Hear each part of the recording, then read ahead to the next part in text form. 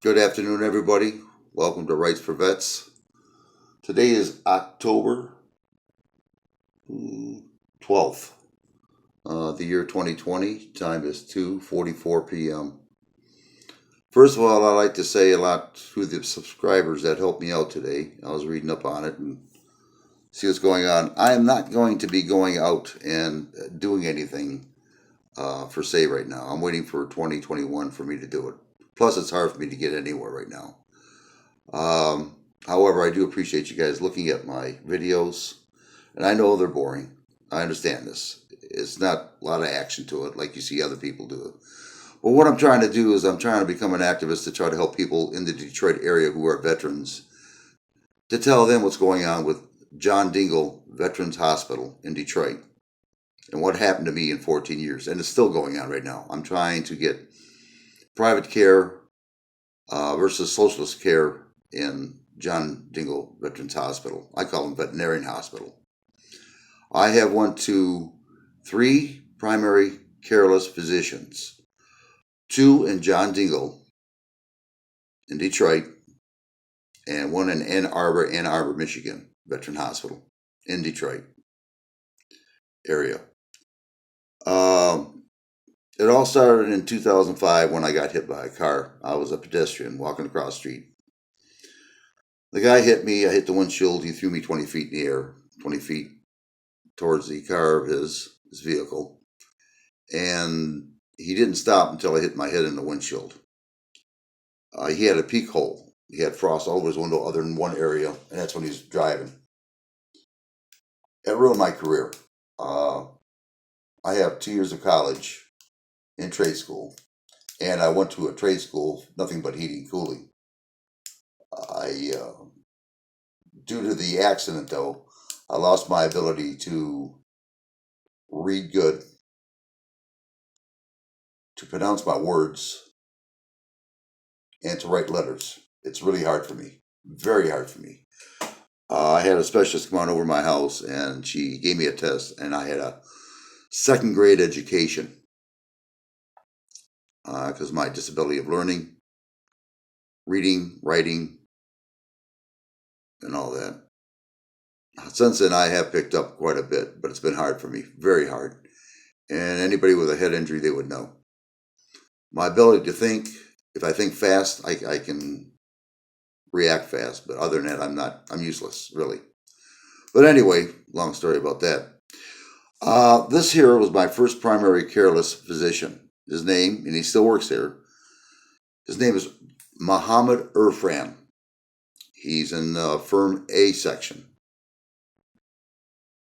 And this guy is worthless. In fact, basically everyone I've ever went to, every primary care is worthless. This guy is a pill popper. He's lazy.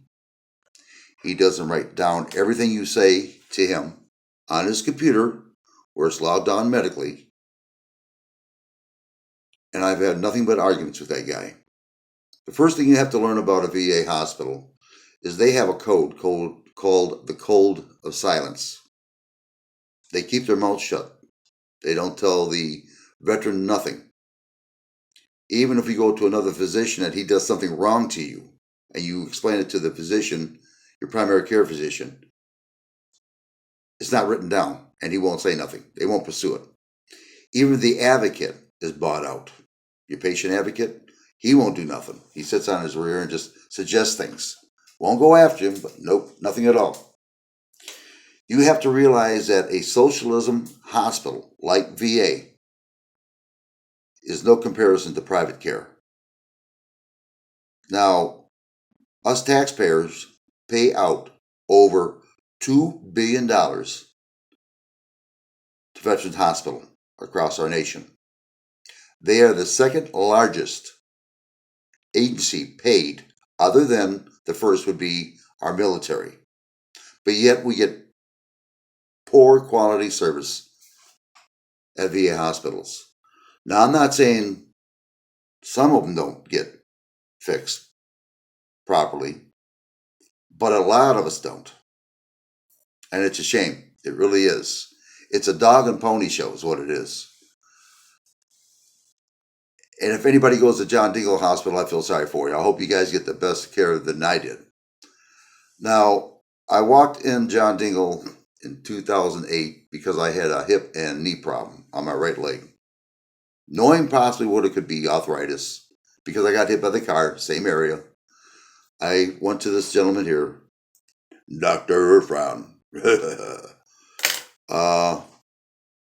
I told him what was going on. Didn't take me to no rheumatoid doctor. He didn't do nothing but, all right, go home, take some pills. This went on for 2 years. Finally, I confronted him. I says, when am I going to get my surgery for my knee and my hip? And he looked at me straight there and he says, well, you're not going to get it. I went, whoa, why not? He says, because you're obese. And he was right. I can't argue that. I was obese. I gained like about 50 pounds because I couldn't walk properly. And I was depressed. Didn't care. Well, hearing that, I asked him, I said, well, why wasn't I not told about this when I first met you? Well, I thought I told you. Well, if you would have told me, I would have known about it. Then he looks at me and says, well, you want to go to one of our dietary programs that we have at VA? Which I found out later was a dog and pony show too. I'll explain that to you later on. But anyway, I told him no. I said, I'll probably just walk it off and take some pounds off me as much as I can. Well, I tried, and every time I tried, I was getting worse with my leg. I couldn't walk. Harder and harder.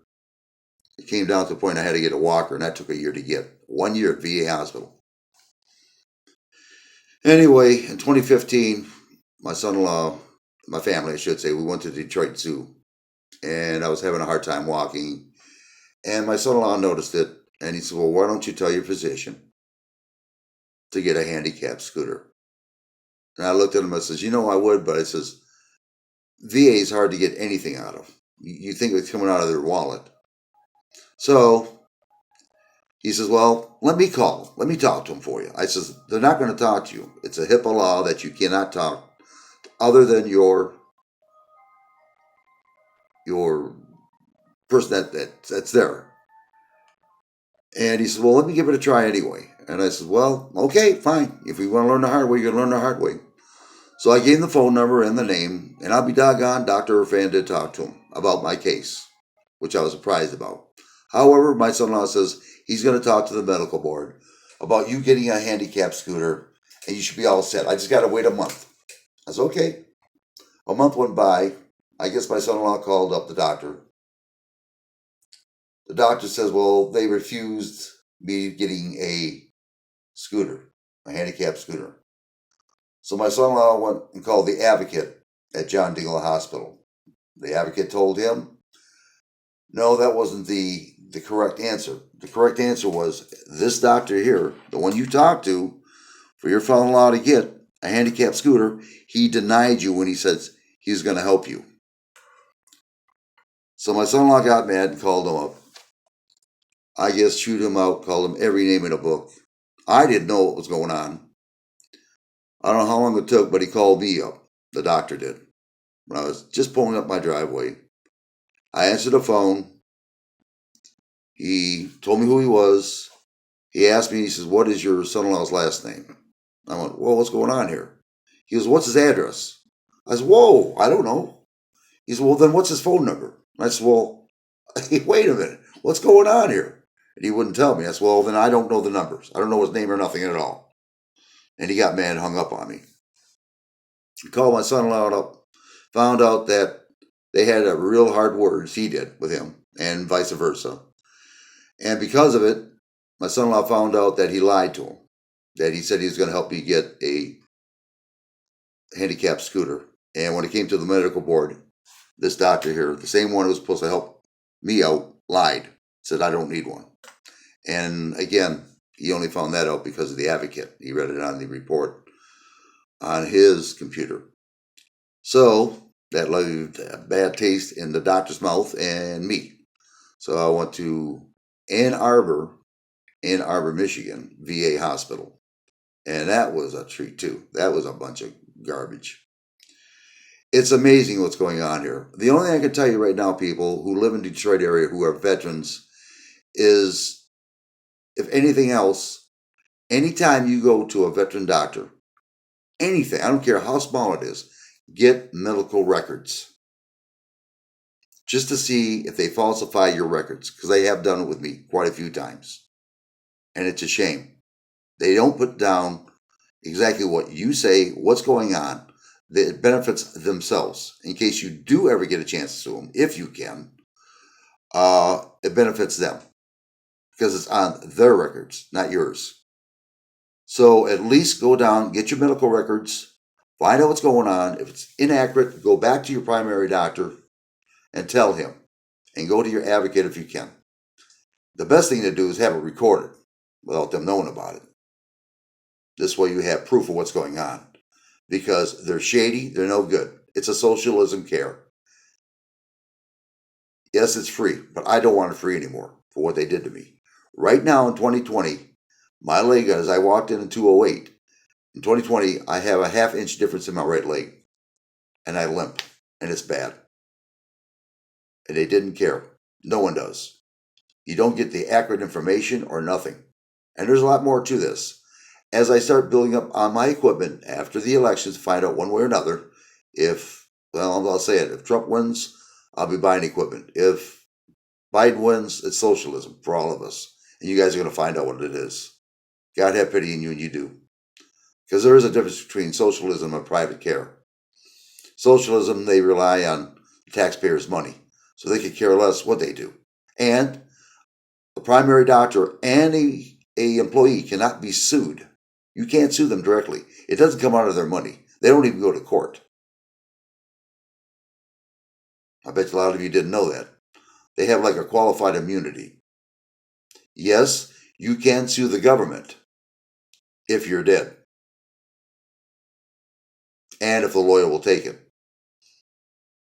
And if you do sue them and you do get the money, which I hope you do, it comes out of the taxpayers' money, not the physician or the employee of Veterans Hospital. And when you do get the money, the same people that did this to you on a malpractice suit, they'll be working at VA hospital, the same place, without being touched.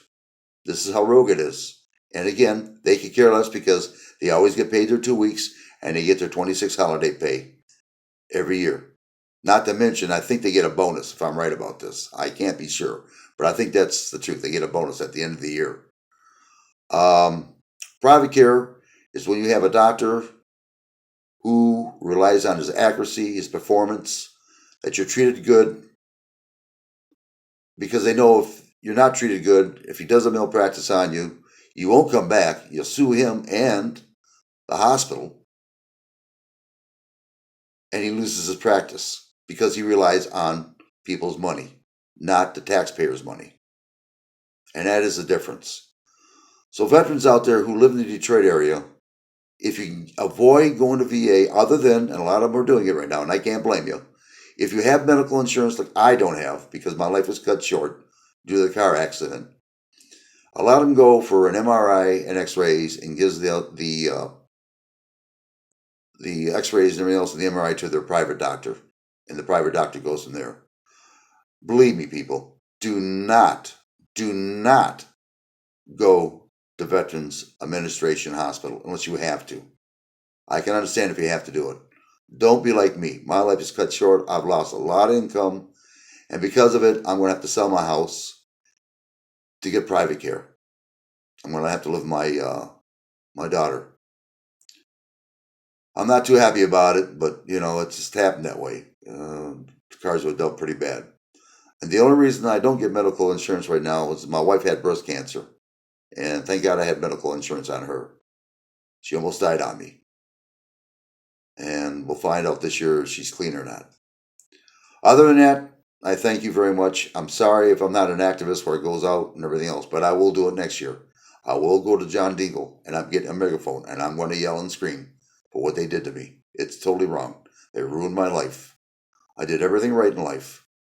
High school, military, college, trade school, and it's just been one shaft after another, I'll tell you, after going to VA.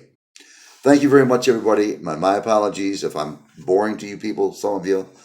But next year, things will change, I guarantee you, and when I get the right equipment. Thank you, everybody, and have a good day. God bless you all.